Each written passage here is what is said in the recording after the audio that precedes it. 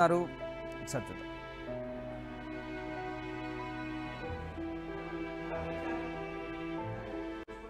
ఒక్క మనిషి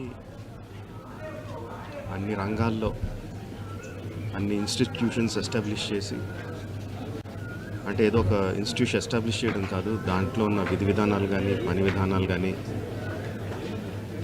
కొత్త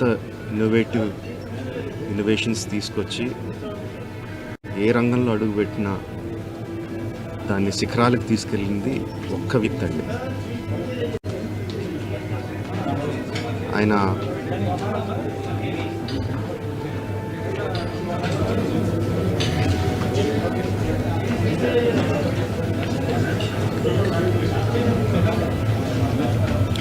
ఎంతోమందికి మార్గదర్శకంగా నిలిచారు,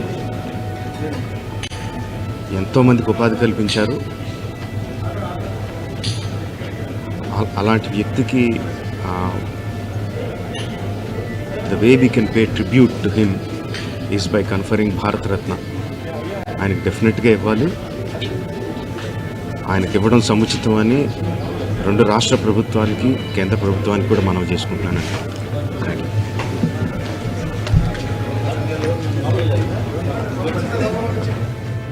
రాజమౌళి రామోజీరావు తలుచుకొని ఆయన భావోద్వేగానికి గురయ్యారు. రామోజీరావుకు భారత రత్న ఇవ్వాలంటూ ఆయన ప్రభుత్వాలకు విజ్ఞప్తి చేశారు.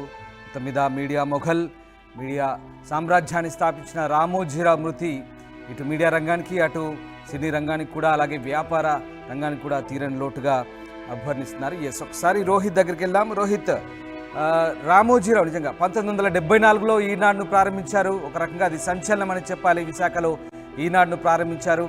అంతేకాదు అతిపెద్ద మీడియా సామ్రాజ్యాన్ని స్థాపించారు. మీడియా రంగంలో విస్తరించారు. అన్ని భాషల్లో మీడియా ఛానళ్లను, న్యూస్ ఛానళ్లను ప్రధానంగా ఆయన స్థాపించిన పరిస్థితి.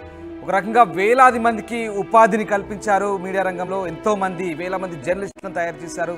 వేలాది మందికి ఇవాళ మీడియా రంగంలో ఉపాధి కల్పించిన పరిస్థితి. రోహిత్, ఏ రకంగా చూడొచ్చు మనం? అంటే నిజంగా కేవలం మీడియా రంగం సంబంధించి కాదు, ఇటు సినిమా రంగానికి కూడా తీరని లోటుగా అని చెప్పచ్చు. కానీ ప్రధానంగా మనం మీడియాలో ఉన్నాం కాబట్టి ఈనాడు స్థాపించిన తర్వాత ఈనాడు, ఈటీవీ కావచ్చు, ఈనాడు కావచ్చు, ఇట్లా వేలాది మంది జర్నలిస్టులు ఆయన తయారు చేసిన పరిస్థితి. ఒక రకంగా ముఖ్యంగా మీడియా రంగానికి తీరని లోటుగానే మనం చూడాల్సి వస్తుంది. సో ఏమంటున్నారు?